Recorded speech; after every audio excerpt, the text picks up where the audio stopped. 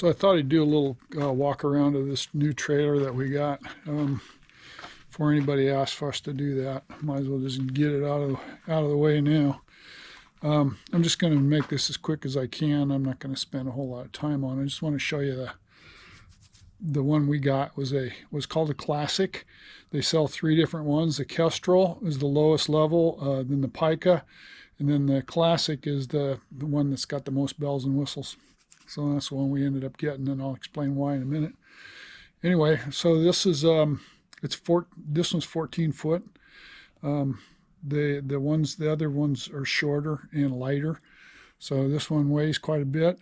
The Jeep pulls it pretty well. We didn't have any trouble pulling it coming back from Colorado. So it's got a max coupler for a coupler on the front, and goes into this socket here, and this pin comes out and goes into this. I didn't like it at first. We have our other one's got a lock and roll articulating hitch, and after using this for a while, though, I got to tell you, I do like this one a lot better. It centers itself. It has these little runners here, right in here. There's these little runners that when you drop this down, these red things down, if you even get it close, it just pulls it down and lines it right up. So it really makes it easier to hook up. Anyway, this trailer's got it's got the for you to disconnect it here, you've got this on the front, which is the only way you could do it. It's too heavy. The tongue weight's a little more. I couldn't lift it. So we got the box. This is an option they offer. You don't have to get the box, but we got it because it's storage box. I originally, when we were coming back from Colorado, I actually had these Rotopacks inside, and they fit fine in there. You could probably put 3 of them in there. I put 2 in there for the trip home. What I'm going to do is mount them out here. I haven't got this mounted yet. I ordered some mounting brackets from Rotopacks. So I'm going to mount them right on one on each side, and I might put a third one in the middle. It depends. We've hardly ever needed 3 gallons of gas, 3 gas cans full of gas, so I'm thinking we might be able to get by with just 2. We'll see. This has a locking, you can lock it, but the inside's pretty spacious. I got a lot of junk in there right now, a lot of stuff. So got my barbecue in there, briquettes, tools, little camp toilet was sitting on top. So anyway, the one thing about these trailers, this is, like I said, this is the Classic, and the Classic has some more things that you would not normally get. Now we ordered this. These are custom built trailers, so you order these online. It takes them quite a while to get them built. And it wasn't the build wasn't that long. It's just it takes you a long time in the queue to get to where they're building your trailer. So anyway, they all come with a skylight. I'll show you that in a minute. And the rack was extra. We put the rack. We got the off-road package. There's steppable wheel wells. You can step up on this to get up on top if you need to get up on top. It comes with 33-inch tires, off-road tires. This one did, and so we got like 32-inch tires on the Jeep, but they're pretty close to almost the same. We got this one with the extra solar package, which allows you to hook up solar panels. This is the plug-in for that. This is for the gas, for the gas tank to connect to the heater. And this is shore power, which I have a cord sitting here. It's if you have it plugged into like a campground or something. We don't go to campgrounds, so that's not something we're going to use much. But before we go, to make sure the refrigerator's running and all that, to have it plugged in is probably the way to go. These are levelers that I just stored right here. They were stored in the box, and I stuck them on here. Alex, the guy at Timberleaf, told me you can store them here. They're easier to use if they're just right here. I did run into an issue with those when we were on our first little go around with this trailer. We damaged one over here. I'll show it to you in a minute. But you know, they hang down a little bit lower than the back of the trailer. So if you're going over a lot of big rocks, you know, that can catch on stuff. But they come right off. This pin pulls out, and then you can put these somewhere else, stick them in the back of the Jeep or whatever. I'll get into here in a minute. This is the one on the other side that we damaged, and even though it damaged it, bent it a little bit. Well, one of my last videos, you can look. I'll show you. It shows you what happened to it. It didn't hurt anything. It still works just fine. So it's just a cosmetic thing. So the one thing about this trailer that was different than some of the others, the other two options they offer, were the extra things it comes with. And one of them is this right here. That's a water tank. So it's got this, and they offer you two different options for water. One's 11 gallons, I think, and the other one is 17. So we took the 17 gallon. We typically, for a camping trip, we usually take 14 gallons with us. So that gets us through like a week of dry camping. So I figured 17 is going to be good, and it really was. We filled it up in Colorado before we left. We camped for 5 days. Pretty much weren't real thrifty on the water usage, and we still had better than probably 5 gallons left when we got back here. So that there's still water in it right now. So not much, but there's a little bit. So at any rate, so that was an option we needed to have. We wanted to have onboard water. And the other thing that comes with this is the stove. When you the Kestrel and the Pica they have pretty much the same amount of space back here in the galley as far as the areas, the cooking areas or whatever, and the storage areas here. I'll show you in a minute. But they don't have a stove, and this one does. This one is it's a Dometic stove, and it 2 burners, and so and then plus you have this extra storage here that you know, we haven't got this thing completely outfitted the way we want it yet, but we're getting there. So we still got a few things to do. So at any rate, those are things that we wanted to get that we didn't want to. We wanted to get extra, and so okay, we got a fridge here. The refrigerator comes out. This is Dometic refrigerator. They offer this when you buy your trailer.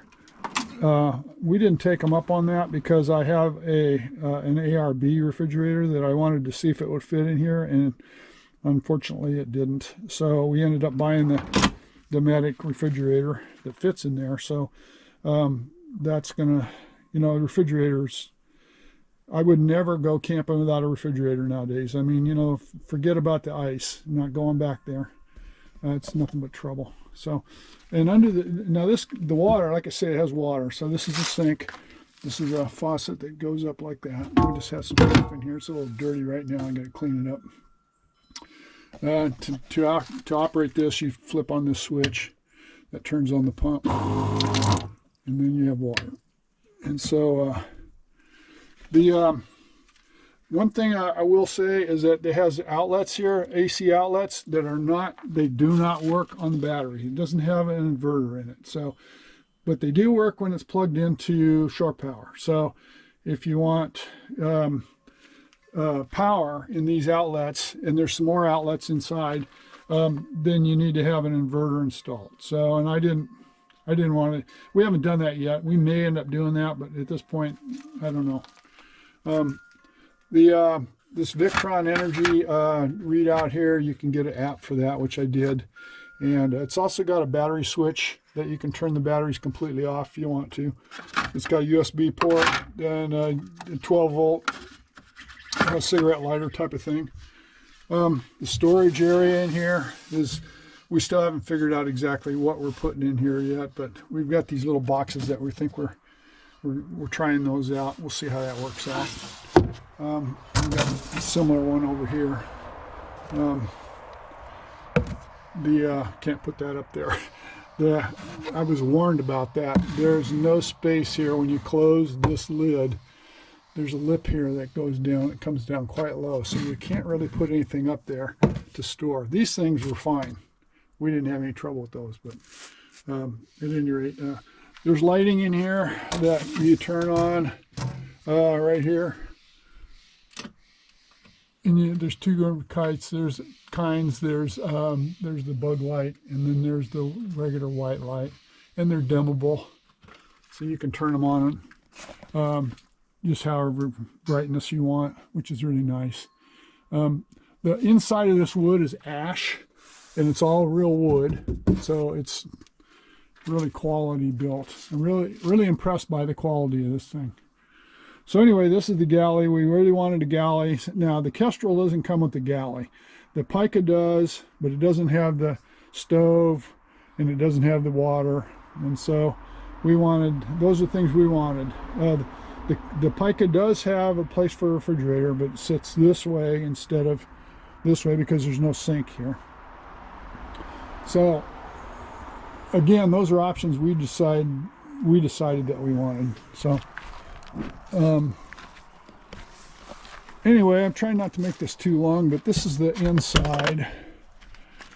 The original Pica didn't have any cupboards here. They had, and some of the people that have Picas have these netting. There's nets that are here that for storing things. We really wanted storage, and the storage here is plenty for our use. I'm not going to reach that one. And it's plenty for our use, and we have three different things. You know, Karen and I both have one side, and then we have one in the middle for our toiletries type stuff. That's the way we have it set up. You can set it up however you like. Down here underneath is a power. That's all the fuses and everything are. This is for the heater. This is a Propex heater. Some USB, and again, those outlets are not hot unless you're plugged into shore power. It has the vent, and it has a really quiet fan. When you turn it on, it's the first setting is so quiet that you can't even hear it going. This is one of the things that Karen and I really liked about this, is this skylight. And you can close the skylight if you want, if you don't want it open. But we, of course, just keep it open all the time. And laying in bed looking at stars is pretty cool. On this side we have more storage down in here. Got a place to set cell phones or whatever. Got some more USB ports up here.